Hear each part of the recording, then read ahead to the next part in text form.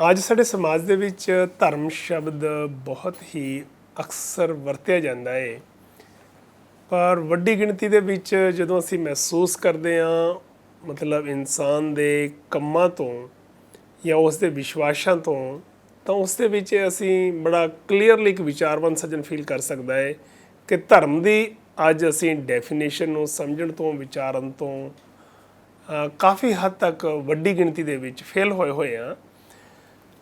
ਜਿਹੜਾ ਧਰਮ ਦਾ ਵਾਸਤਵਿਕ ਰੂਪ ਹੈਗਾ, ਇਸ ਨੂੰ ਸਮਝਣਾ ਬਹੁਤ ਜ਼ਰੂਰੀ ਹੈ। ਅਗਰ ਜੀਵਨ ਦੇ ਵਿੱਚ ਅਸੀਂ ਸੁੱਖ ਚਾਹੁੰਦੇ ਹਾਂ, ਖੁਸ਼ਹਾਲੀ ਚਾਹੁੰਦੇ ਹਾਂ, ਇਕੱਲੇ ਜੀਵਨ ਦੇ ਵਿੱਚ ਹੀ ਨਹੀਂ, ਸਮਾਜ ਦੇ ਵਿੱਚ, ਸ੍ਰਿਸ਼ਟੀ ਦੇ ਵਿੱਚ ਜੇਕਰ ਅਸੀਂ ਸ਼ਾਂਤੀ ਚਾਹੁੰਦੇ ਹਾਂ, ਤਾਂ ਧਰਮ ਜਿਹੜਾ ਹੈਗਾ, ਜੇਕਰ ਇਸ ਦੇ ਵਾਸਤਵਿਕ ਰੂਪ ਨੂੰ ਸਮਝ ਲਿਆ ਜਾਵੇ ਤਾਂ ਇਹ ਜੀਵਨ ਨੂੰ ਸੁਖੀ ਬਣਾ ਸਕਦਾ ਹੈ, ਸਮਾਜ ਨੂੰ ਖੁਸ਼ਹਾਲ ਬਣਾ ਸਕਦਾ ਹੈ। ਲੋੜ ਹੈ ਇਸ ਦੀ ਵਾਸਤਵਿਕਤਾ ਨੂੰ, ਅਸਲੀ ਜਿਹੜਾ ਇਹਦਾ ਮਾਇਨਾ ਹੈਗਾ, ਮੂਲ ਰੂਪ ਦੇ ਵਿੱਚ ਧਰਮ ਨੂੰ ਸਮਝਣ ਦੀ ਲੋੜ ਹੈਗੀ ਹੈ। ਜੇ ਹੁਣ ਆਪਾਂ ਧਰਮ ਜਿਹੜਾ ਹੈਗਾ ਇੱਕ ਐਸਾ, ਹੁਣ ਮੈਂ ਆਪਣੇ ਤੁਹਾਡੇ ਨਾਲ ਫੀਲਿੰਗ ਸ਼ੇਅਰ ਕਰਦਾ ਹਾਂ। ਬਹੁਤ ਸਾਰੇ ਸੱਜਣ ਹੈਗੇ ਜਿਹੜੇ ਕਿ ਇਸ ਵੇਲੇ ਬੜੇ ਜਿਨ੍ਹਾਂ ਨੇ ਇਹਦੇ ਉੱਤੇ ਬਹੁਤ ਸਟੱਡੀ ਕੀਤੀ ਹੋਣੀ ਹੈ, ਪਰ ਇਸ ਨੂੰ ਜੇ ਆਪਾਂ ਦੇਖੀਏ, ਗੁਰੂ ਨਾਨਕ ਪਾਤਸ਼ਾਹ ਨੇ ਜੋ ਇੰਡੀਕੇਸ਼ਨ ਦਿੱਤੀ ਹੈ, ਬਹੁਤ ਲੰਮਾ ਚੌੜਾ ਇਤਿਹਾਸ ਤੁਸੀਂ ਪੜ੍ਹਿਆ ਹੋਣਾ। ਉਹ ਕਹਿੰਦੇ ਧੌਲ ਧਰਮ ਦਇਆ ਕਾ ਪੂਤ। ਹੁਣ ਜਿਹੜਾ ਧੌਲ ਧਰਮ ਕਿਹਾ ਉਹਨਾਂ ਨੇ, ਮਤਲਬ ਜਿਸ ਤਰੀਕੇ ਨਾਲ ਵਿਸ਼ਵਾਸ ਬਣੇ ਹੋਏ ਸੀ ਇਸ ਦੁਨੀਆ ਦੇ ਵਿੱਚ, ਇਸ ਸੰਸਾਰ ਦੇ ਵਿੱਚ, ਕਿ ਜਿਹੜਾ ਧੌਲ ਹੈ ਨਾ, ਇਹ ਇੱਕ ਧਰਮ ਰੂਪੀ ਇੱਕ ਐਸਾ ਨਿਯਮ ਹੈ, ਇੱਕ ਐਸੀ ਮਰਿਆਦਾ ਹੈ। ਕਿਉਂਕਿ ਹਰ ਚੀਜ਼ ਇੱਕ ਮਰਿਆਦਾ 'ਚ ਬੰਨੀ ਹੋਈ ਹੈ, ਇੱਕ ਨਿਯਮ ਦੇ ਵਿੱਚ ਬੰਨੀ ਹੋਈ, ਉਹਦੇ ਪਿੱਛੇ ਕੋਈ ਲੌ ਐਗਜ਼ਿਸਟ ਕਰਦਾ ਹੈਗਾ ਵੀ ਜਿਸ ਦੇ ਆਧਾਰ 'ਤੇ ਸ੍ਰਿਸ਼ਟੀ ਚੱਲ ਰਹੀ ਹੈ। ਉਹ ਧੌਲ ਜਿਹੜਾ ਨਾ ਇੱਕ ਧਰਮ ਰੂਪੀ ਇੱਕ ਐਸਾ ਨਿਯਮ ਹੈ, ਇੱਕ ਐਸੀ ਮਰਿਆਦਾ ਹੈ ਜਿਹੜੀ ਕਿ ਵਿਲ ਆਫ ਕ੍ਰੀਏਟਰ, ਜਿਹੜੀ ਕਿ ਉਸ ਪਰਮਾਤਮਾ ਦੇ ਸਿਰਜਣਹਾਰ ਦੇ ਸੁਭਾਅ ਦਾ ਹੀ ਹਿੱਸਾ ਹੈ, ਅਤੇ ਜਿਹੜੀ ਕਿ ਉਸ ਦੀ ਦਇਆ ਦੇ ਵਿੱਚੋਂ ਨਿਕਲੀ ਹੋਈ ਹੈ। ਉਸ ਨਿਕਲੇ ਹੋਏ ਨਿਯਮ ਦੇ ਆਧਾਰ 'ਤੇ ਸ੍ਰਿਸ਼ਟੀ ਚੱਲ ਰਹੀ ਹੈ। ਹੁਣ ਇੱਕ ਵੱਡੀ ਨਿਊਟਰਲ ਜਿਹੀ ਚੀਜ਼ ਹੋ ਗਈ ਜੇ ਅਸੀਂ ਦੇਖੀਏ ਕਿ ਸ੍ਰਿਸ਼ਟੀ ਦਾ ਧਰਮ ਜਿਹੜਾ ਹੈਗਾ, ਇਹ ਜੋ ਨਿਯਮ ਧਾਰਨ ਕੀਤੇ ਹੋਏ ਆ ਸ੍ਰਿਸ਼ਟੀ ਨੇ, ਜੋ ਸਾਡੀ ਪ੍ਰਾਕਿਰਤਿਕ ਨਿਯਮ ਹੈ, ਉਹ ਨਿਯਮ ਵਿਲ ਆਫ ਕ੍ਰੀਏਟਰ ਹੈ। ਉਹ ਉਸ ਮਾਲਕ ਦੀ ਰਜ਼ਾ ਹੈ, ਮਾਲਕ ਦਾ ਸੁਭਾਅ ਹੈ। ਉਹ ਨਿਯਮ ਜਿਹੜੇ ਹੈਗੇ ਹੈ ਜੋ ਸ੍ਰਿਸ਼ਟੀ ਨੇ ਧਾਰਨ ਕੀਤੇ ਹੈ, ਜਾਂ ਉਹ ਨਿਯਮਾਂ ਦੇ ਆਧਾਰ 'ਤੇ ਸ੍ਰਿਸ਼ਟੀ ਚੱਲ ਰਹੀ ਹੈ, ਉਹ ਸ੍ਰਿਸ਼ਟੀ ਦਾ ਧਰਮ ਹੈ। ਕੁਦਰਤ ਜਿਹੜੀ ਹੈਗੀ ਹੈ, ਕੁਦਰਤ ਦੇ ਵਿੱਚ ਵਸਿਆ ਹੋਇਆ ਜੋ ਇੱਕ ਪ੍ਰਿੰਸੀਪਲ ਹੈ, ਜੋ ਇੱਕ ਅਨੁਸ਼ਾਸਨ ਹੈ, ਉਸ ਨੂੰ ਧਰਮ ਦੇ ਨਾਮ ਨਾਲ ਦਰਸਾਇਆ ਗਿਆ ਹੈ, ਜਾਣਿਆ ਜਾਂਦਾ ਹੈ। ਅਤੇ ਆਪਾਂ ਫੀਲ ਕਰਾਂਗੇ ਥੋੜ੍ਹੀ ਜਿਹੀ ਡੀਪ ਥਾਟ ਦੇ ਕੇ, ਤਾਂ ਇਹ ਸਾਨੂੰ ਮਹਿਸੂਸ ਹੋਏਗਾ ਕਿ ਜੋ ਵੀ ਇਸ ਦੁਨੀਆ ਨੂੰ ਬਣਾਉਣ ਵਾਲਾ ਬਹੁਤ ਅਲੱਗ-ਅਲੱਗ ਨਾਵਾਂ ਨਾਲ ਆਪਾਂ ਜਾਣਦੇ ਹਾਂ ਉਸ ਕ੍ਰੀਏਟਰ ਨੂੰ, ਉਸ ਮਾਲਕ ਨੂੰ। ਕਿਉਂਕਿ ਅਸੀਂ ਅਤੇ ਸਾਡੇ ਆਲੇ ਦੁਆਲੇ ਦੀ ਜੋ ਦੁਨੀਆ ਹੈ, ਸ੍ਰਿਸ਼ਟੀ ਹੈ, ਉਹ ਕਿਸੇ ਬ੍ਰੇਨ ਦੀ ਕ੍ਰੀਏਸ਼ਨ ਨਹੀਂ ਦਿਖਦੀ। ਕਿਉਂਕਿ ਅਸੀਂ ਸਾਇੰਟਿਸਟ ਵੱਲ ਵੀ ਦੇਖ ਸਕਦੇ ਹਾਂ, ਅਸੀਂ ਪ੍ਰੈਜ਼ੀਡੈਂਟ ਵੱਲ ਵੀ ਦੇਖ ਸਕਦੇ ਹਾਂ, ਅਸੀਂ ਪ੍ਰਾਈਮ ਮਿਨਿਸਟਰ ਵੱਲ ਦੇਖ ਸਕਦੇ ਹਾਂ, ਬਹੁਤ ਸਾਰੇ ਰਾਜੇ, ਅਮੀਰ, ਗਰੀਬ, ਫਕੀਰ, ਸਾਇੰਟਿਸਟ, ਕਿਸੇ ਵੱਲ ਵੀ ਦੇਖੀਏ ਤਾਂ ਇਹ ਕਿਸੇ ਬ੍ਰੇਨ ਦੀ ਕ੍ਰੀਏਸ਼ਨ ਨਹੀਂ ਦਿਖਦੀ। ਕਿਉਂਕਿ ਬ੍ਰੇਨ ਵੱਲੋਂ, ਸਾਇੰਸ ਵੱਲੋਂ ਤਾਂ ਅੱਜ ਤੱਕ ਕੋਈ ਚੀਜ਼, ਬਹੁਤ ਕੁਝ ਸਾਨੂੰ ਸਾਇੰਸ ਨੇ ਦਿੱਤਾ, ਪਰ ਅੱਜ ਤੱਕ ਜੇ ਅਸੀਂ ਕਹੀਏ ਕਿ ਸਾਡੇ ਇਸ ਸਰੀਰ ਦਾ ਕੋਈ ਹਿੱਸਾ, ਕੋਈ ਪਾਰਟ, ਕੋਈ ਬਲੱਡ, ਕੋਈ ਚੀਜ਼ ਬਣਾਈ ਹੋਵੇ, ਨਹੀਂ, ਇੱਦਾਂ ਲੱਗਦਾ ਕਿ ਨਹੀਂ, ਇਹ ਬਿਯੋਂਡ ਬ੍ਰੇਨ ਕੋਈ ਪਰੇ ਦੀ ਸ਼ਕਤੀ ਹੈ। ਇਸ ਕਰਕੇ ਪ੍ਰਕਿਰਤੀ ਜੋ ਪਰੇ ਦੀ ਕਿਰਤ ਹੈ, ਉਸ ਕਿਰਤ ਦੇ ਵਿੱਚ, ਉਸ ਕੁਦਰਤ ਦੇ ਵਿੱਚ ਇੱਕ ਅਨੁਸ਼ਾਸਨ, ਇੱਕ ਨਿਯਮ ਕੰਮ ਕਰਦਾ ਹੈ। ਬਲਹਾਰੀ ਕੁਦਰਤ ਵਸਿਆ ਤੇਰਾ ਅੰਤ ਨਾ ਜਾਈ ਲਖਿਆ, ਉਸ ਦੇ ਵਿੱਚ ਵਸਿਆ ਹੋਇਆ ਜਿਹੜਾ ਇੱਕ ਨਿਯਮ ਹੈ, ਜਿਹੜਾ ਕਿ ਉਸ ਮਾਲਕ ਦੀ ਦਇਆ ਦੇ ਵਿੱਚੋਂ ਪੈਦਾ ਹੋਇਆ ਹੈ। ਉਹ ਨਿਯਮ ਨੂੰ ਸਮਝ ਕੇ ਉਸਨੇ ਜੇਕਰ ਸੂਰਜ ਬਣਾਇਆ, ਉਸਨੇ ਜੇਕਰ ਹਵਾ ਬਣਾਈ, ਸਾਚੇ 'ਤੇ ਪਾਉਣਾ ਪਿਆ, ਪਾਉਣੇ 'ਤੇ ਜਲ ਹੋਏ। ਹੁਣ ਜਿਹੜੀ ਹਵਾ ਬਣਾਈ ਹੈ, ਹੁਣ ਹਵਾ ਸਾਰਿਆਂ ਲਈ ਇੱਕੋ ਜਿਹਾ ਸੁਭਾਅ ਰੱਖਦੀ, ਸਭ ਨੂੰ ਜੀਵਨ ਦਿੰਦੀ ਹੈ। ਇਸ ਨੂੰ ਨਹੀਂ ਵੰਡਿਆ ਜਾ ਸਕਦਾ। ਕਹਿਣ ਦਾ ਮਤਲਬ ਧਰਮ ਨੂੰ ਨਹੀਂ ਵੰਡਿਆ ਜਾ ਸਕਦਾ। ਜਿਸ ਨੂੰ ਵੰਡਿਆ ਜਾ ਸਕਦਾ ਹੈ ਉਹ ਧਰਮ ਨਹੀਂ ਹੁੰਦਾ। ਮੈਂ ਫਿਰ ਰਿਪੀਟ ਕਰਾਂ, ਜੇਕਰ ਉਸ ਮਾਲਕ ਨੇ ਸਾਚੇ 'ਤੇ ਪਾਉਣਾ ਪਿਆ, ਕਿਉਂਕਿ ਅੱਜ ਤਾਂ ਸਾਇੰਸ ਨੇ ਵੀ, ਮਾਡਰਨ ਸਾਇੰਸ ਨੇ ਬਹੁਤ ਕੁਝ ਪ੍ਰੂਵ ਕਰ ਦਿੱਤਾ ਹੈ ਕਿ ਇਹ ਹਰ ਇੱਕ ਚੀਜ਼ ਜਿਹੜੀ ਹੈਗੀ ਹੈ, ਇੱਕ ਸੰਗਤ ਜਿਹੜੀ ਹੈਗੀ ਹੈ, ਉਹ ਆਪਸ ਦੇ ਵਿੱਚ ਜਿਹੜਾ ਹੈਗਾ, ਜਦੋਂ ਉਹਦਾ ਮੇਲ, ਕੋਈ ਵੀ ਸਾਡੇ ਕੋਈ ਮੈਟਰ, ਜਦੋਂ ਆਪਾਂ ਦੇਖਦੇ ਹਾਂ ਕੋਈ ਚੀਜ਼ ਬਣਦੀ ਹੈ, ਹਵਾ ਬਣਦੀ ਹੈ, ਆਕਸੀਜਨ ਅਤੇ ਉਹਦੇ ਵਿੱਚ ਹਾਈਡਰੋਜਨ, ਇਹ ਚੀਜ਼ਾਂ ਇਕੱਠੀਆਂ ਹੁੰਦੀਆਂ ਹੈ, ਅਤੇ ਇਸ ਦੇ ਨਾਲ ਮਤਲਬ ਜਿਹੜੀ ਮਤਲਬ ਸਾਡੀ ਪਾਣੀ ਬਣ ਜਾਂਦਾ ਹੈ ਆਕਸੀਜਨ ਦਾ, ਤੇ ਹਾਈਡਰੋਜਨ ਦਾ ਮੇਲ ਹੁੰਦਾ ਹੈ ਨਾਈਟ੍ਰੋਜਨ ਨਾਲ, ਜਦੋਂ ਆਕਸੀਜਨ ਦਾ ਮੇਲ ਹੁੰਦਾ ਹੈ ਤੇ ਫਿਰ ਉਹ ਹਵਾ ਬਣ ਜਾਂਦੀ ਹੈ। ਇਸ ਤਰੀਕੇ ਨਾਲ ਆਪਾਂ ਬਹੁਤ ਕੁਝ ਪੜ੍ਹਦੇ ਆ ਰਹੇ ਹਾਂ, ਦੇਖਦੇ ਆ ਰਹੇ ਹਾਂ। ਮਤਲਬ ਇਹ ਸਾਰੀਆਂ ਚੀਜ਼ਾਂ ਦਾ ਜਿਹੜਾ ਸੁਭਾਅ ਹੈਗਾ ਨਾ, ਇਹ ਸੁਭਾਅ ਸਾਰਿਆਂ ਲਈ ਇਕੁਅਲ ਹੈ। ਇਸ ਕਰਕੇ ਮਤਲਬ ਹਵਾ ਜੇਕਰ ਬਣੀ ਹੈ ਤੇ ਹਵਾ ਦਾ ਸੁਭਾਅ ਸਾਰਿਆਂ ਲਈ ਇਕੁਅਲ ਹੈ, ਤੇ ਹਵਾ ਜਿਹੜੀ ਹੈਗੀ ਹੈ ਉਹ ਵੰਡੀ ਨਹੀਂ ਜਾ ਸਕਦੀ। ਇਸ ਦਾ ਮਤਲਬ ਜਿਸ ਨੂੰ ਵੰਡਿਆ ਜਾ ਸਕਦਾ ਹੈ ਉਹ ਧਰਮ ਨਹੀਂ ਹੁੰਦਾ, ਧਰਮ ਉਹੀ ਹੁੰਦਾ ਹੈ ਜਿਸ ਨੂੰ ਵੰਡਿਆ ਨਹੀਂ ਜਾ ਸਕਦਾ। ਇਸ ਦਾ ਮਤਲਬ ਸਾਰੀ ਸ੍ਰਿਸ਼ਟੀ ਦਾ ਧਰਮ ਇੱਕ ਹੈ। ਏਕੋ ਧਰਮ ਦ੍ਰਿੜੈ ਸੱਚ ਕੋਈ, ਗੁਰਮਤਿ ਪੂਰਾ ਜੁਗ ਜੁਗ ਸੋਈ। ਧਰਮ ਦੀਆਂ ਡੈਫੀਨੇਸ਼ਨਾਂ ਬਹੁਤ ਵਿਲੱਖਣ ਢੰਗ ਨਾਲ ਅਲੱਗ-ਅਲੱਗ ਪਰਮ ਸੱਚ ਦੇ ਅਨੁਭਵੀ ਮਹਾਂਪੁਰਸ਼ਾਂ ਨੇ ਦਿੱਤੀਆਂ, ਜਿਨ੍ਹਾਂ ਦੇ ਜੀਵਨ ਦੇ ਵਿੱਚੋਂ ਅਸੀਂ ਬਹੁਤ ਚੰਗੀ ਤਰ੍ਹਾਂ ਨੇੜੇ ਹੋ ਕੇ ਜੇਕਰ ਦੇਖੀਏ, ਉਹਨਾਂ ਦੇ ਅੰਦਰ ਹਮੇਸ਼ਾ ਹੀ ਮਤਲਬ ਆਨੰਦ ਵਿੱਚ ਰਹੇ ਹੈ। ਉਹ ਉਹਨਾਂ ਦੇ ਜੀਵਨ ਦੀ ਕਿਸੇ ਵੀ ਮੂਵਮੈਂਟ ਨੂੰ, ਖੁਸ਼ੀ ਨੂੰ ਕੋਈ ਵੀ ਮਤਲਬ ਡਿਸਟਰਬ ਨਹੀਂ ਕਰ ਸਕਿਆ। ਜਿਸ ਤਰੀਕੇ ਨਾਲ ਸਾਡਾ ਅੱਜ ਜੀਵਨ ਚੱਲ ਰਿਹਾ ਹੈਗਾ, ਜਿਸ ਦੇ ਵਿੱਚ ਛੋਟੇ-ਛੋਟੇ ਡਾਇਲੌਗ ਸਾਨੂੰ ਪਰੇਸ਼ਾਨ ਕਰ ਦਿੰਦੇ ਆ। ਅੱਜ ਸਾਨੂੰ ਕਿਸੇ ਦਾ ਬੋਲਿਆ ਹੋਇਆ ਡਾਇਲੌਗ ਪਰੇਸ਼ਾਨ ਕਰ ਦਿੰਦਾ ਹੈ, ਪਰ ਜੇ ਅਸੀਂ ਉਹਨਾਂ ਮਹਾਨ ਪੁਰਸ਼ਾਂ ਨੂੰ ਜਿਨ੍ਹਾਂ ਨੇ ਪਰਮ ਸੱਚ ਨੂੰ ਅਨੁਭਵ ਕੀਤਾ ਹੈਗਾ, ਕਿਉਂਕਿ ਏਕੋ ਧਰਮ ਦ੍ਰਿੜ੍ਹੈ ਸੱਚ ਕੋਈ, ਆਪਾਂ ਗੱਲ ਕਰ ਰਹੇ ਹਾਂ ਧਰਮ ਦੀ। ਧਰਮ ਉਹ ਵੇਸ ਭੇਖ ਦਾ ਨਾਮ ਨਹੀਂ ਹੈ। ਧਰਮ ਜਿਹੜਾ ਹੈਗਾ ਇਹ ਕੋਈ ਸਰੀਰ 'ਤੇ ਸਜਾਏ ਹੋਏ ਚਿੰਨ੍ਹ ਦਾ ਨਾਮ ਨਹੀਂ ਦੱਸਿਆ ਗਿਆ। ਤੇ ਇਸ ਕਰਕੇ ਸਾਨੂੰ ਇਸ ਗੱਲ ਨੂੰ ਸਮਝਣ ਦੀ ਲੋੜ ਹੈਗੀ ਹੈ ਕਿ ਉਸ ਸ੍ਰਿਸ਼ਟੀ ਦੇ ਵਿੱਚ ਜੋ ਨਿਯਮ ਐਗਜ਼ਿਸਟ ਕਰਦਾ ਹੈ, ਉਹ ਨਿਯਮ ਜਿਹੜਾ ਹੈਗਾ ਉਹ ਧਰਮ ਹੈ। ਉਹ ਨਿਯਮ ਨੂੰ ਜਿਹਨੇ ਧਾਰਨ ਕਰ ਲਿਆ, ਜੋ ਇਕੁਐਲਿਟੀ ਦਾ ਪ੍ਰਿੰਸੀਪਲ ਹੈ, ਜਿਵੇਂ ਆਪਾਂ ਗੱਲ ਕਰ ਰਹੇ ਹਾਂ ਹਵਾ ਦੀ, ਹਵਾ ਦੇ ਵਿੱਚ ਪ੍ਰਿੰਸੀਪਲ ਜੋ ਐਗਜ਼ਿਸਟ ਕਰਦਾ ਹੈ, ਪਾਣੀ ਦੇ ਵਿੱਚ ਜੋ ਪ੍ਰਿੰਸੀਪਲ ਐਗਜ਼ਿਸਟ ਕਰਦਾ ਹੈ, ਸਾਰਿਆਂ ਲਈ ਇੱਕੋ ਜਿਹਾ ਬਿਹੇਵੀਅਰ, ਜਿੰਨੇ ਵੀ ਇਹ ਸਾਰੇ ਐਲੀਮੈਂਟ ਹੈਗੇ ਆ ਸਾਰਿਆਂ ਦਾ ਬਿਹੇਵੀਅਰ, ਧਰਤੀ ਦਾ ਬਿਹੇਵੀਅਰ, ਸੂਰਜ ਦਾ ਬਿਹੇਵੀਅਰ, ਇਹਦੇ ਵਿੱਚ ਇਕੁਐਲਿਟੀ ਹੈ। ਇਹਦਾ ਮਤਲਬ ਧਰਮ ਦੇ ਵਿੱਚ ਇਕੁਐਲਿਟੀ ਹੈ। ਜਿਹੜਾ ਵੰਡੀਆਂ ਪਾਉਂਦਾ ਹੈ ਉਹ ਧਰਮ ਨਹੀਂ ਹੁੰਦਾ, ਤੇ ਜਿਹੜਾ ਵੰਡਿਆ ਜਾ ਸਕਦਾ ਹੈ ਉਹ ਧਰਮ ਨਹੀਂ ਹੁੰਦਾ।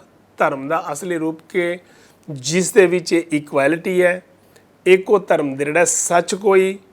ਤੇ ਮਹਾਰਾਜ ਸਾਨੂੰ ਬਾਰ-ਬਾਰ ਇਹ ਜਿਹੜੇ ਮਹਾਨ ਸ਼ਖਸੀਅਤਾਂ ਹੋਈਆਂ, ਜਿਨ੍ਹਾਂ ਦੇ ਮਤਲਬ ਜੀਵਨ ਦੇ ਵਿੱਚ ਹਮੇਸ਼ਾ ਹੀ ਇਕੁਐਲਿਟੀ ਦਾ, ਕੰਟੈਂਟਮੈਂਟ ਦਾ, ਜਿਹਦੇ ਵਿੱਚ ਹਮੇਸ਼ਾ ਹੀ ਸੱਚ ਸੀ, ਸੰਤੋਖ ਸੀ, ਸਮਦ੍ਰਿਸ਼ਟੀ ਸੀ, ਦਇਆ ਸੀ, ਪ੍ਰੇਮ ਸੀ, ਨਿਡਰਤਾ ਸੀ, ਨਿਰਵੈਰਤਾ ਸੀ, ਜਿਨ੍ਹਾਂ ਨੇ ਵੀ ਧਰਮ ਨੂੰ ਸਮਝਿਆ ਹੈਗਾ, ਉਹਨਾਂ ਦੇ ਜੀਵਨ ਦੇ ਵਿੱਚ ਇਹ ਚੀਜ਼ ਬੜੀ ਕਲੀਅਰਲੀ ਰਿਫਲੈਕਟ ਹੋਈ ਹੈ ਕਿ ਉਹਨਾਂ ਨੇ ਸੰਸਾਰ ਨੂੰ ਆਪਣਾ ਪਰਿਵਾਰ ਸਮਝਿਆ।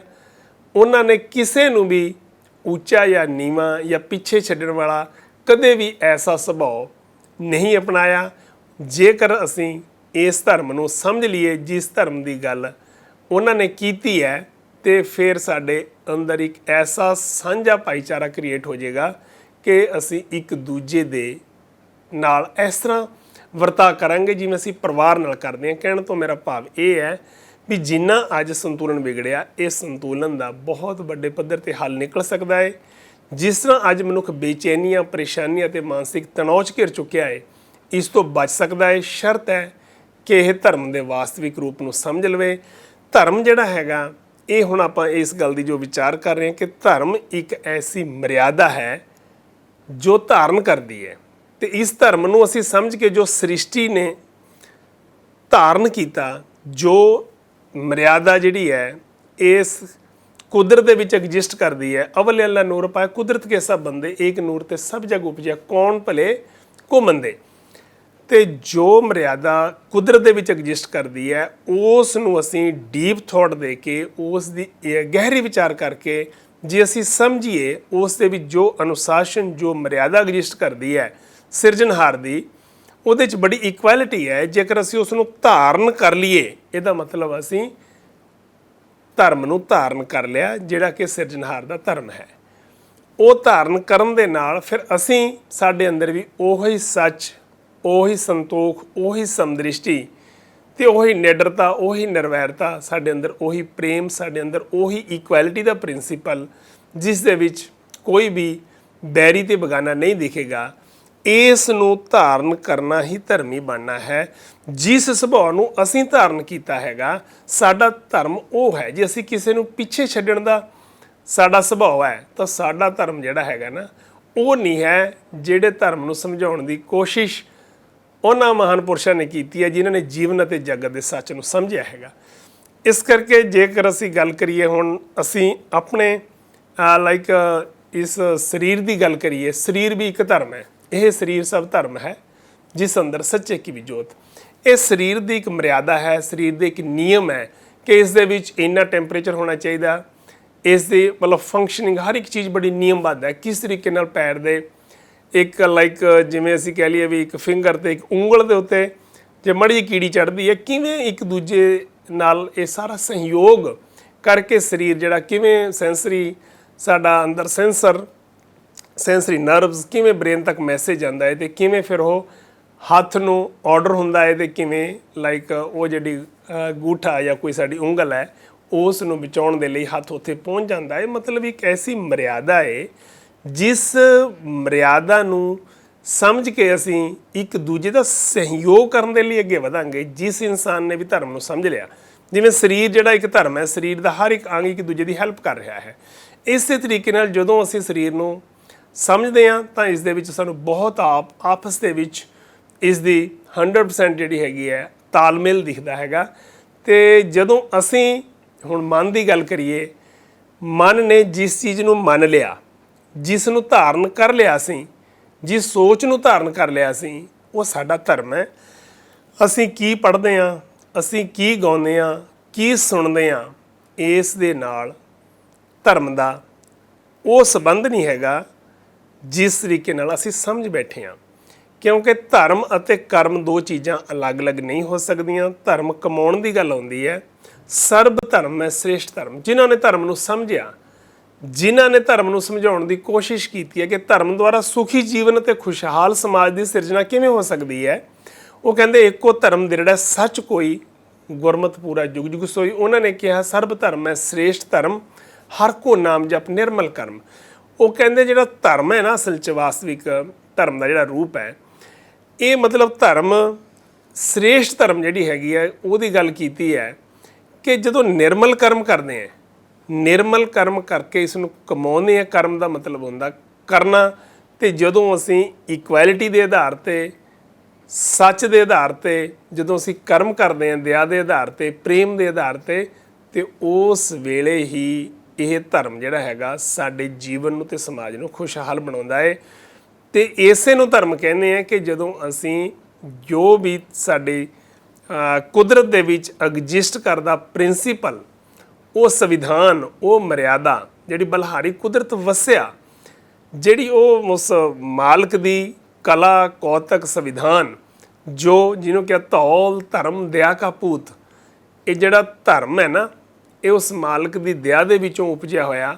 ਇਸ ਦੇ ਵਿੱਚੋਂ ਜੋ ਅਨੁਸ਼ਾਸਨ ਉਪਜਿਆ ਹੈ, ਜੋ ਮਰਿਆਦਾ ਉਪਜੀ ਹੈ, ਜੋ ਪ੍ਰਾਕਿਰਤਿਕ ਨਿਯਮ ਹੈ, ਜਦੋਂ ਅਸੀਂ ਜਿਸ ਦੇ ਵਿੱਚ ਬਹੁਤ ਹੀ, ਮੈਂ ਦੁਬਾਰਾ ਫਿਰ ਰਿਪੀਟ ਕਰਾਂ, ਜਿਸ ਦੇ ਵਿੱਚ ਸੱਚ ਹੈ, ਸਮਦ੍ਰਿਸ਼ਟੀ ਹੈ, ਸੰਤੋਖ ਹੈ, ਸਹਿਨਸ਼ੀਲਤਾ ਹੈ, ਦਇਆ ਹੈ, ਪ੍ਰੇਮ ਹੈ, ਨਿਡਰਤਾ ਹੈ, ਨਿਰਵੈਰਤਾ ਹੈ, ਇਹ ਚੀਜ਼ਾਂ ਸਾਰੀਆਂ ਸਾਨੂੰ ਕੁਦਰਤ ਦੇ ਵਿੱਚ ਵਿਆਪਕ ਦਿਖਣਗੀਆਂ।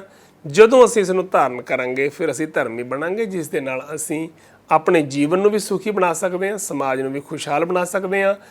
ਕਰਮ ਜੇਕਰ ਅਲੱਗ ਹੋ ਗਿਆ, ਅਸੀਂ ਕਿਹਾ ਕਿ ਸਭ ਦਾ ਮਾਲਕ ਇੱਕ ਹੈ। ਅਸੀਂ ਬਾਰ-ਬਾਰ ਮੰਨਦੇ ਹਾਂ ਕਿ ਗੋਡ ਇਜ਼ ਵਨ, ਸਾਡਾ ਕ੍ਰੀਏਟਰ ਇੱਕ ਹੈ, ਸਭ ਦਾ ਮਾਲਿਕ ਏਕ ਹੈ, ਏਕ ਪਿਤਾ ਏਕ ਸਕੇ ਹਮ ਬਾਰਿਕ। ਜੇਕਰ ਅਸੀਂ ਇਸ ਜਗਤ ਦੇ ਵਿੱਚ ਇਸ ਗੱਲ ਨਾਲ ਵੱਡੀ ਗਿਣਤੀ 'ਚ ਸਹਿਮਤ ਹਾਂ, ਤਾਂ ਫਿਰ ਸਭ ਦਾ ਮਾਲਕ ਜੇਕਰ ਇੱਕ ਹੈ, ਤਾਂ ਫਿਰ ਸਾਡਾ ਕਰਮ ਜਿਹੜਾ ਹੈਗਾ ਉਹ ਮਤਲਬ ਬਿਲਕੁਲ ਇਸ ਸੱਚ ਦੇ ਨਾਲ ਉਸ ਦਾ ਕਨੈਕਸ਼ਨ ਹੋਣਾ ਚਾਹੀਦਾ। ਸਭ ਦਾ ਮਾਲਕ ਇੱਕ ਹੈ, ਇਹਦਾ ਮਤਲਬ ਸਾਰਾ ਸੰਸਾਰ ਇੱਕ ਪਰਿਵਾਰ ਹੈ। ਜੇਤੇ ਜੀ ਤੇਤੇ ਸਭ ਤੇਰੇ ਹੈ। ਜਿੰਨੇ ਵੀ ਜੀ ਜਨਤਾ ਹੈ ਉਹ ਬ੍ਰੇਨ ਦੀ ਕ੍ਰੀਏਸ਼ਨ ਨਹੀਂ ਹੈਗੇ, ਉਹ ਫਿਰ ਪਰੇ ਦੀ ਕਿਰਤ ਹੈ ਜੋ ਪਰਮਾਤਮਾ ਵੱਲੋਂ ਬਣਾਏ ਗਏ ਹੈ। ਅਤੇ ਉਹ ਸਾਡੀ ਇੱਕ ਫੈਮਿਲੀ ਦੀ ਤਰ੍ਹਾਂ ਇੱਕ ਸਾਡਾ ਪਰਿਵਾਰ ਬਣ ਜਾਂਦਾ ਹੈ। ਉਹ ਪਰਿਵਾਰ ਜਿਹੜਾ ਹੈਗਾ ਫਿਰ ਉਹਦੇ 'ਚ ਇੰਨੀ ਸਰਬ ਸਾਂਝੀ ਵਾਲਤਾ ਹੁੰਦੀ ਹੈ ਕਿ ਅਸੀਂ ਕਿਸੇ ਨੂੰ ਵੀ ਨੁਕਸਾਨ ਪਹੁੰਚਾਉਣ ਬਾਰੇ ਨਹੀਂ ਸੋਚ ਸਕਦੇ, ਕਿਸੇ ਨਾਲ ਅਸੀਂ ਵਿਤਕਰਾ ਨਹੀਂ ਕਰ ਸਕਦੇ, ਕਿਸੇ ਨੂੰ ਅਸੀਂ ਨੀਵਾਂ ਦਿਖਾਉਣ ਦੀ ਕੋਸ਼ਿਸ਼ ਨਹੀਂ ਕਰ ਸਕਦੇ, ਅਤੇ ਕਿਸੇ ਨੂੰ ਅਸੀਂ ਪਿੱਛੇ ਛੱਡਣ ਦੀ ਕਦੇ ਵੀ ਕਲਪਨਾ ਨਹੀਂ ਕਰ ਸਕਦੇ। ਕਿਸੇ ਤੋਂ ਅਸੀਂ ਅੱਗੇ ਨਿਕਲਣ ਦੇ ਲਈ ਕਦੇ ਵੀ ਬੇਚੈਨ, ਪਰੇਸ਼ਾਨ ਜਾਂ ਕਹਿ ਲਓ ਇਸ ਤਰ੍ਹਾਂ ਦਾ ਸਾਡਾ ਟਾਰਗੇਟ ਨਹੀਂ ਹੋ ਸਕਦਾ। ਜਦੋਂ ਵੀ ਅਸੀਂ ਮਤਲਬ ਇਸ ਸੱਚ ਨੂੰ ਕਿ ਸਭ ਦਾ ਮਾਲਕ ਇੱਕ ਹੈ, ਇਸ ਸੱਚ ਨੂੰ, ਇਸ ਧਰਮ ਨੂੰ, ਇਸ ਮਰਿਆਦਾ ਨੂੰ ਸ੍ਰਿਸ਼ਟੀ ਦੀ ਨੂੰ ਜੇਕਰ ਅਸੀਂ ਇਸ ਤੇ ਵਿਸ਼ਵਾਸ ਬਣਾਵਾਂਗੇ ਤਾਂ ਸਾਡਾ ਜਿਹੜਾ ਕਰਮ ਹੈ, ਹੁਣ ਕਰਮ ਜਿਹੜਾ ਹੈਗਾ ਇਸ ਦੇ ਵਿੱਚੋਂ ਨਿਕਲਣਾ, ਧਰਮ ਦੇ ਵਿੱਚੋਂ ਹੀ ਕਰਮ ਨਿਕਲਣਾ ਹੈਗਾ। ਫਿਰ ਉਸ ਦੇ ਵਿੱਚ ਕਦੀ ਵੀ ਵਿਤਕਰਾ ਨਹੀਂ ਹੋਏਗਾ। ਤੇ ਉਹ ਕਰਮ ਜੇਕਰ ਅਸੀਂ ਵਿਤਕਰੇ ਕਰਦੇ ਹਾਂ ਜਾਤਾਂ ਦੇ ਆਧਾਰ ਤੇ, ਗੋਤਾਂ ਦੇ ਆਧਾਰ ਤੇ, ਪ੍ਰਾਂਤਾਂ ਦੇ ਆਧਾਰ ਤੇ, ਜੇ ਅਸੀਂ ਵਿਤਕਰੇ ਕਰ ਰਹੇ ਹਾਂ, ਇਹਦਾ ਮਤਲਬ ਅਸੀਂ ਕਿਹਾ ਤਾਂ ਇਹ ਸੀ ਕਿ ਸਭ ਦਾ ਮਾਲਿਕ ਇੱਕ ਹੈ। ਜੇ ਸਭ ਦਾ ਮਾਲਿਕ ਇੱਕ ਹੈ ਤੇ ਫਿਰ ਉਸ ਮਾਲਕ ਦੇ ਬੰਦਿਆਂ ਨਾਲ ਵਿਤਕਰਾ ਕਰਨਾ ਜਿਹੜਾ ਹੈਗਾ ਇਹ ਕਰਮ ਹੈ ਜਿਹੜਾ ਸਾਡਾ, ਇਹ ਫਿਰ ਫੋਕਟ ਕਰਮ ਹੈ। ਇਹਦਾ ਮਤਲਬ ਧਰਮ ਜਿਹੜਾ ਹੈਗਾ ਸਾਡਾ, ਜੋ ਅਸੀਂ ਪੜ੍ਹ ਰਹੇ ਸੀ ਉਹ ਤਾਂ ਪੜ੍ਹਿਆ ਏ ਅਸੀਂ, ਇਹ ਤਾਂ ਕਮਾਉਣ ਵਾਲੀ ਚੀਜ਼ ਹੈ ਨਾ। ਧਰਮ ਕਰ ਸੋ ਕਿਰਤ ਧਰਮ ਕਮਾਇਆ।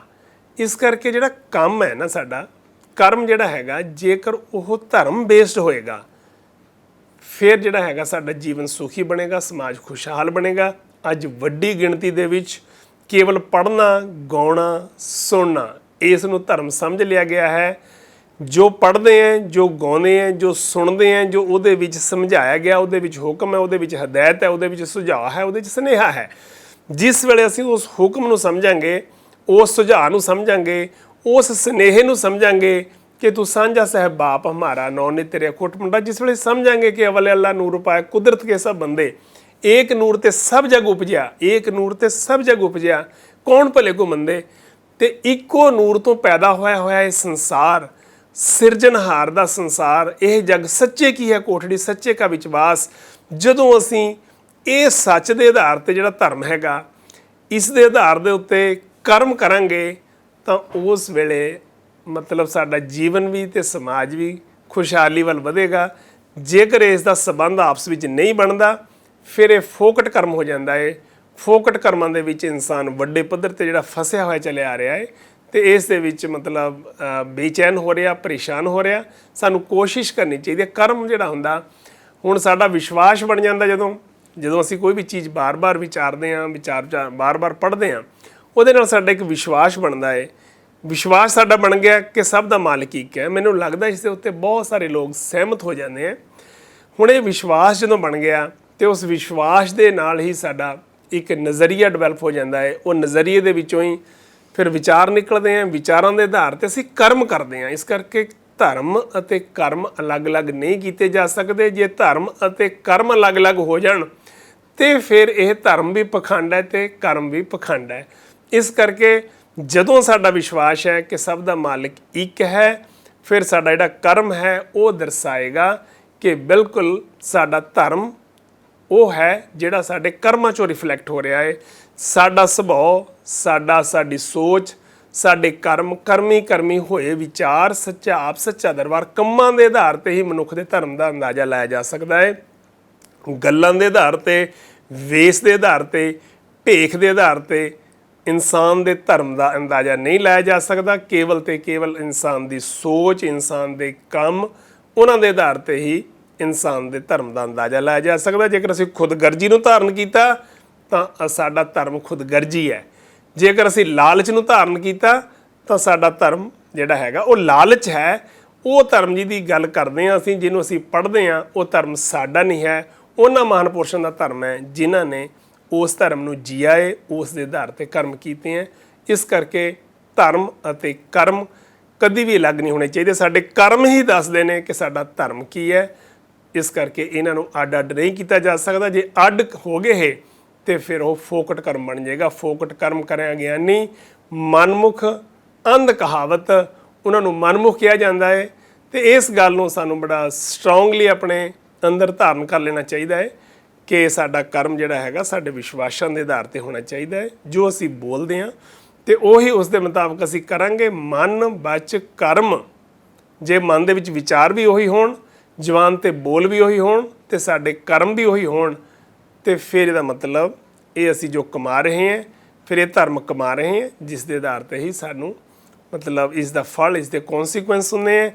ਹਮੇਸ਼ਾ ਹੀ ਹਰ ਕਰਮ ਜਿਹੜਾ ਹੈਗਾ ਉਹ ਮਤਲਬ ਜਦੋਂ ਵੀ ਸਾਡੇ ਅੰਦਰ ਸਾਡੇ ਜਿਹੜੇ ਇੰਟਰਸਟ ਹੁੰਦੇ ਆ, ਸਾਡੇ ਸਾਹਮਣੇ ਸਿਚੁਏਸ਼ਨ ਬਣਦੀਆਂ ਹੈ, ਸਾਡੇ ਅੰਦਰੋਂ ਇੱਕ ਬਲਬਲਾ ਉੱਠਦਾ ਹੈ, ਸਾਡਾ ਬ੍ਰੇਨ, ਸਾਡੀ ਬੁੱਧੀ ਜਿਹੜੀ ਹੈ ਬੜੀ ਇੱਕਦਮ ਬੜਾ ਫਾਸਟ ਸਭ ਕੁਝ ਹੋ ਰਿਹਾ ਹੁੰਦਾ, ਛਾਣਬੀਣ ਕਰਕੇ ਇੱਕ ਖਿਆਲ ਦਾ ਰੂਪ ਧਾਰਨ ਕਰ ਲੈਂਦਾ ਹੈ। ਅਤੇ ਉਹ ਖਿਆਲ ਦੇ ਨਾਲ ਜਦੋਂ ਅਸੀਂ ਸਹਿਮਤ ਹੋ ਜਾਂਦੇ ਹਾਂ, ਸਹਿਮਤ ਹੋ ਕੇ ਇੱਕ ਤਾਂ ਉਸੇ ਵੇਲੇ ਉਹ ਚੀਜ਼ ਜਿਹੜੀ ਹੈਗੀ ਹੈ ਇੱਕ ਕਰਮ ਬਣ ਜਾਂਦੀ ਹੈ। ਫਿਰ ਜਿਵੇਂ ਉਹ ਸਟਰੋਂਗ ਹੁੰਦੀ ਹੈ ਸਾਡੇ ਸਰੀਰਕ ਤਲ ਤੇ ਰਿਫਲੈਕਟ ਹੁੰਦੀ ਹੈ, ਉਹ ਸਾਡਾ ਸਰੀਰ ਦਾ ਕਰਮ ਬਣ ਜਾਂਦਾ ਹੈ। ਤੇ ਜਿਸ ਦਾ ਇੱਕ ਅਸੀਂ ਸੇਮ ਟਾਈਮ ਉਸੇ ਵੇਲੇ ਹੀ, ਜਿਹਨੂੰ ਅਸੀਂ ਕਹਿੰਦੇ ਆ ਮਾਇਆ ਦੇ ਐਂਗਲ ਤੋਂ ਇਸ ਦੁਨੀਆ ਦੇ ਵਿੱਚ ਸਾਨੂੰ ਉਹਦਾ ਲਾਈਕ ਲਾਭ ਤੇ ਹਾਨੀ ਰਿਫਲੈਕਟ ਹੋ ਜਾਂਦੇ ਹੈ। ਤੇ ਦੂਜਾ ਪੱਖ ਹੁੰਦਾ ਹੈ ਜਿਸ ਵੇਲੇ ਅਸੀਂ ਕੋਈ ਵੀ ਕਮਿਟਮੈਂਟ ਕਰਦੇ ਹਾਂ, ਕੋਈ ਵੀ ਡਿਸੀਜਨ ਲੈਂਦੇ ਹਾਂ, ਤੇ ਉਹ ਡਿਸੀਜਨ ਜਿਹੜਾ ਹੈਗਾ ਉਸ ਦਾ ਪ੍ਰਭਾਵ ਸਾਡੇ ਮਨ ਦੇ ਉੱਤੇ ਪੈਂਦਾ ਹੈ, ਜਿਹੜਾ ਕਿ ਸਾਡੇ ਨਜ਼ਰੀਏ ਨੂੰ ਬਦਲਦਾ ਹੈ, ਸਾਡੇ ਵਿਚਾਰਾਂ ਨੂੰ ਬਦਲਦਾ ਹੈ, ਸਾਡੇ ਕੰਮਾਂ ਨੂੰ ਬਦਲਦਾ ਹੈ। ਇਸ ਕਰਕੇ ਹਰ ਕਰਮ ਜਿਹੜਾ ਹੈਗਾ ਉਹ ਸਾਡੇ ਆਉਣ ਵਾਲੇ ਸਮੇਂ ਦੀਆਂ ਤਕਦੀਰਾਂ, ਲੇਖ ਅਤੇ ਕਿਸਮਤਾਂ ਨੂੰ ਲਿਖ ਰਿਹਾ ਹੁੰਦਾ ਹੈ। ਕਰਨੀ ਕਾਗਦ ਮਨ ਮਸਵਾਣੀ, बुरा भला दो लेख पे, बुरे ख्याल हैं बुरे लेख लिखो रहे हैं, भले ख्याल हैं भले लेख लिखो रहे हैं। ये सारा कुछ साढ़े विश्वासां दे उत्ते जो असीं धारण कीता होया, जिन्हों असीं धर्म जो धारण कीती हुई चीज़ है वो साडा धर्म है। ਜਿਹੜੇ ਪ੍ਰਿੰਸੀਪਲ ਨੂੰ ਅਸੀਂ ਧਾਰਨ ਕਰ ਲਿਆ, ਜਿਹੜੀ ਮਰਿਆਦਾ ਨੂੰ ਅਸੀਂ ਧਾਰਨ ਕੀਤਾ ਹੋਇਆ, ਧਾਰਨ ਕੀਤੀ ਹੋਈ ਮਰਿਆਦਾ ਉਹ ਨਹੀਂ ਹੈ ਜਿਹੜੀ ਅਸੀਂ ਬੋਲ ਰਹੇ ਹਾਂ, ਜਿਹੜੀ ਅਸੀਂ ਸੁਣ ਰਹੇ ਹਾਂ, ਜਿਹੜੀ ਅਸੀਂ ਗਾ ਰਹੇ ਹਾਂ। ਮਤਲਬ ਜੋ ਅਸੀਂ ਕਰ ਰਹੇ ਹਾਂ ਉਹ ਅਸੀਂ ਧਾਰਨ ਕੀਤਾ। ਸਾਡੇ ਕੰਮ ਦੱਸਦੇ ਆ ਕਿ ਸਾਡਾ ਧਰਮ ਕੀ ਹੈ। ਇਸ ਕਰਕੇ ਅਸੀਂ ਇਸ ਗੱਲ ਤੇ ਬੜਾ ਸਾਵਧਾਨ ਰਹਿਣਾ ਹੈ। ਬੜੇ ਅਲੱਗ-ਅਲੱਗ ਤਰੀਕਿਆਂ ਨਾਲ ਪਰਮ ਸੱਚ ਦੇ ਅਨੁਭਵੀ ਮਹਾਂਪੁਰਸ਼ਾਂ ਨੇ, ਜਿਨ੍ਹਾਂ ਨੇ ਵੀ ਇਸ ਨੂੰ ਅਨੁਭਵ ਕੀਤਾ ਤੇ ਜਿਨ੍ਹਾਂ ਨੇ ਫਿਰ ਇਸ ਜੀਵਨ ਦੇ ਵਿੱਚ ਉਹ ਸੁੱਖ ਨੂੰ ਤੇ ਪਰਮ ਆਨੰਦ ਨੂੰ ਮਾਣਿਆ, ਜਿਨ੍ਹਾਂ ਨੂੰ ਕਿਸੇ ਦਾ ਵੀ ਡਾਇਲੌਗ ਕਦੀ ਵੀ ਪਰੇਸ਼ਾਨ ਨਹੀਂ ਕਰ ਸਕਿਆ। ਇੱਕ ਬਹੁਤ ਵੱਡੀ ਨਿਸ਼ਾਨੀ ਹੁੰਦੀ ਹੈ ਕਿ ਜਿਹਨੇ ਵੀ ਧਰਮ ਦੇ ਵਾਸਤਵਿਕ ਰੂਪ ਨੂੰ ਸਮਝ ਲਿਆ, ਸੰਸਾਰ ਦਾ ਕੋਈ ਵੀ ਇਨਸਾਨ, ਸੰਸਾਰ ਦੇ ਕਿਸੇ ਵੀ ਇਨਸਾਨ ਦੇ ਡਾਇਲੌਗ ਜਿਹੜੇ ਹੈ ਉਸ ਇਨਸਾਨ ਨੂੰ ਪਰੇਸ਼ਾਨ ਨਹੀਂ ਕਰ ਸਕਦੇ, ਜਿਹਨੇ ਧਰਮ ਦਾ ਵਾਸਤਵਿਕ ਰੂਪ ਸਮਝ ਲਿਆ ਹੈ। ਕਿਉਂਕਿ ਉਹਦੇ ਕਰਮ ਜਿਹੜੇ ਹੈਗੇ ਹੈ ਉਹ ਕਰਮਾਂ ਦੇ ਵਿੱਚ ਬੜੀ ਕਲੈਰਿਟੀ ਹੁੰਦੀ ਹੈ। ਕਲੈਰਿਟੀ ਬੇਸ ਹੀ ਉਹਦੇ ਵਿਸ਼ਵਾਸ ਬਣੇ ਹੁੰਦੇ ਹੈ। ਉਹਦਾ ਵਿਸ਼ਵਾਸ ਹੁੰਦਾ ਹੈ ਕਿ ਨਹੀਂ, ਇਨਸਾਨ ਜਿਹੜਾ ਹੈਗਾ ਉਸ ਨੂੰ ਜਿਹੜੀ ਸੰਗਤ ਹੈਗੀ ਹੈ, ਵਾਤਾਵਰਨ ਜਿਹੜਾ ਸ਼ੇਪ ਦਿੰਦਾ ਹੈ। ਜੋ ਇਨਸਾਨ ਇਸ ਵੇਲੇ ਬੋਲ ਰਿਹਾ ਹੈ, ਪਿਛਲੇ ਸਮੇਂ 'ਚ ਇਹਨੇ ਇਨਫੋਰਮੇਸ਼ਨ ਸਟੋਰ ਕੀਤੀ ਹੈ, ਉਹ ਇਨਫੋਰਮੇਸ਼ਨ ਜੋ ਸਟੋਰ ਕੀਤੀ ਹੈ ਉਸ ਦੇ ਆਧਾਰ 'ਤੇ ਸਿਚੁਏਸ਼ਨ ਜੋ ਉਹਦੇ ਸਾਹਮਣੇ ਬਣੀ ਉਹਨੂੰ ਰਿਸਪੌਂਡ ਕਰ ਰਿਹਾ ਹੈ। ਜਿਸ ਆਧਾਰ 'ਤੇ ਹੁਣ ਉਹ ਜਿਸ ਨੌਲੇਜ ਦੇ ਅਤੇ ਜਿਸ ਇਨਫੋਰਮੇਸ਼ਨ ਦੇ ਆਧਾਰ 'ਤੇ ਸਿਚੁਏਸ਼ਨ ਨੂੰ ਰਿਸਪੌਂਡ ਕਰ ਰਿਹਾ ਹੈ, ਉਹਦੇ ਹਿਸਾਬ ਨਾਲ ਹੀ ਉਹਦੇ ਕੌਨਸੀਕੁਐਂਸ ਦੁੱਖ ਅਤੇ ਸੁੱਖ ਇਨਸਾਨ ਪਾਉਂਦਾ ਹੈ। ਅਤੇ ਜਿਹੜਾ ਵੀ ਇਨਸਾਨ ਸੱਚ ਨੂੰ ਸਮਝ ਲੈਂਦਾ ਹੈ ਉਹ ਹਮੇਸ਼ਾ ਹੀ ਕਲੈਰਿਟੀ ਦੇ ਆਧਾਰ ਦੇ ਉੱਤੇ ਹੀ ਜੋ ਸਾਹਮਣੇ ਬਣੀ ਹੋਈ ਸਿਚੁਏਸ਼ਨ ਹੈ ਉਹ ਸੱਚ ਦੇ ਆਧਾਰ 'ਤੇ, ਸੱਚ ਦੀ ਜੇ ਉਹਨੂੰ ਕਲੈਰਿਟੀ ਹੁੰਦੀ ਹੈ ਉਸ ਦੇ ਆਧਾਰ 'ਤੇ ਹੀ ਉਸ ਨੂੰ ਰਿਸਪੌਂਡ ਕਰਦਾ ਹੈ। ਅਤੇ ਜਿਸ ਕਰਕੇ ਉਹ ਇਨਸਾਨ ਕਦੀ ਵੀ ਡਿਸਟਰਬ ਨਹੀਂ ਹੁੰਦਾ। ਉਹ ਕਦੀ ਵੀ ਮਤਲਬ ਜਿਹੜੀ ਸਿਚੁਏਸ਼ਨ ਹੈ ਉਸ ਸਿਚੁਏਸ਼ਨ ਦੇ ਆਧਾਰ 'ਤੇ ਉਸ ਦੀ ਸ਼ਾਂਤੀ ਜਿਹੜੀ ਹੈ ਉਹ ਕਦੇ ਨਿਰਭਰ ਨਹੀਂ ਕਰਦੀ ਹੁੰਦੀ। ਜਿਹਨੇ ਵੀ ਧਰਮ ਨੂੰ ਸਮਝ ਲਿਆ ਉਸ ਨੂੰ ਕਦੀ ਵੀ ਜਿਹੜੀਆਂ ਪਰਿਸਥਿਤੀਆਂ ਹੈ ਉਹਦੇ ਮਨ ਦੀ ਸਥਿਤੀ ਨੂੰ ਖਰਾਬ ਨਹੀਂ ਕਰ ਸਕਦੀਆਂ। ਜਿਸ ਨੇ ਵੀ ਧਰਮ ਨੂੰ ਸਮਝ ਲਿਆ ਉਹਨੂੰ ਉਸ ਦੀ ਸਟੇਟ ਆਫ ਮਾਈਂਡ ਨੂੰ ਕਦੀ ਵੀ ਕੋਈ ਵੀ ਅਨਫੇਵਰੇਬਲ ਸਿਚੁਏਸ਼ਨ ਜਿਹੜੀ ਹੈ ਉਹ ਡਿਸਟਰਬ ਨਹੀਂ ਕਰ ਸਕਦੀ, ਕਿਉਂਕਿ ਉਸ ਨੂੰ ਪਤਾ ਹੈ ਜੋ ਕੁਝ ਘਟ ਰਿਹਾ ਹੈ ਇਸ ਦੇ ਪਿੱਛੇ ਕੀ ਕਾਰਨ ਹੈ। ਇਸ ਕਰਕੇ ਸਾਨੂੰ ਕੋਸ਼ਿਸ਼ ਕਰਨੀ ਚਾਹੀਦੀ ਹੈ ਇਨਸਾਨ ਦੇ ਵੇਸ ਅਤੇ ਭੇਖ ਤੋਂ ਉਸ ਦੇ ਧਰਮ ਦਾ ਅੰਦਾਜ਼ਾ ਨਹੀਂ ਲਾਉਣਾ ਚਾਹੀਦਾ, ਉਸ ਦੇ ਕੰਮਾਂ ਤੋਂ ਹੀ ਉਸ ਦੇ ਧਰਮ ਦਾ ਅੰਦਾਜ਼ਾ ਲਾਉਣਾ ਚਾਹੀਦਾ ਹੈ ਕਿ ਇਸ ਨੇ ਧਾਰਨ ਕੀ ਕੀਤਾ ਹੈ। ਅਤੇ ਆਪਾਂ ਕੋਸ਼ਿਸ਼ ਕਰਾਂਗੇ ਜਿਹੋ ਜਿਹੀ ਸੰਗਤ ਜਿਹੜੀ ਕਰਾਂਗੇ ਉਹੋ ਜਿਹੇ ਸਾਡੇ ਵਿਸ਼ਵਾਸ ਬਣਨਗੇ, ਜਿਹੋ ਜਿਹੇ ਵਿਸ਼ਵਾਸ ਬਣਨਗੇ ਉਹੋ ਜਿਹਾ ਹੀ ਸਾਡਾ ਜਿਹੜੇ ਸਾਡੇ ਇਮੋਸ਼ਨ, ਸਾਡਾ ਨਜ਼ਰੀਆ, ਸਾਡੇ ਵਿਚਾਰ ਅਤੇ ਸਾਡੇ ਕੰਮ ਜਨਮ ਲੈਣਗੇ। ਅਤੇ ਇਹ ਕੰਮਾਂ ਦੇ ਆਧਾਰ 'ਤੇ ਹੀ ਫਿਰ ਬੰਦੇ ਦੇ ਭਾਗ, ਜਿਹਨੂੰ ਅਸੀਂ ਕਹਿੰਦੇ, ਜਿਹਨੂੰ ਸੰਸਕਾਰ ਕਹਿੰਦੇ ਹਾਂ, ਤਕਦੀਰਾਂ ਅਤੇ ਕਿਸਮਤਾਂ ਬਣਦੀਆਂ ਅਤੇ ਬਦਲਦੀਆਂ ਰਹਿੰਦੀਆਂ ਹੈ। ਇਹ ਕੰਮਾਂ ਦੇ ਆਧਾਰ 'ਤੇ ਬਦਲਦੀਆਂ ਹੈ। ਜਿਹੜੇ ਕੰਮ ਹੈਗੇ ਹੈ ਉਹ ਜੋ ਉਹਨੇ ਧਾਰਨ ਕੀਤਾ ਹੈ, ਜੋ ਧਾਰਨ ਕੀਤਾ ਹੈ ਉਹਦਾ ਧਰਮ ਹੈ, ਉਸ ਦੇ ਆਧਾਰ 'ਤੇ ਹੀ ਮਨੁੱਖ ਦੀ ਸ਼ਖਸੀਅਤ ਬਣਦੀ ਹੈ ਅਤੇ ਬਦਲਦੀ ਰਹਿੰਦੀ ਹੈ। ਵਾਹਿਗੁਰੂ ਜੀ ਕਾ ਖਾਲਸਾ, ਵਾਹਿਗੁਰੂ ਜੀ ਕੀ ਫਤਿਹ।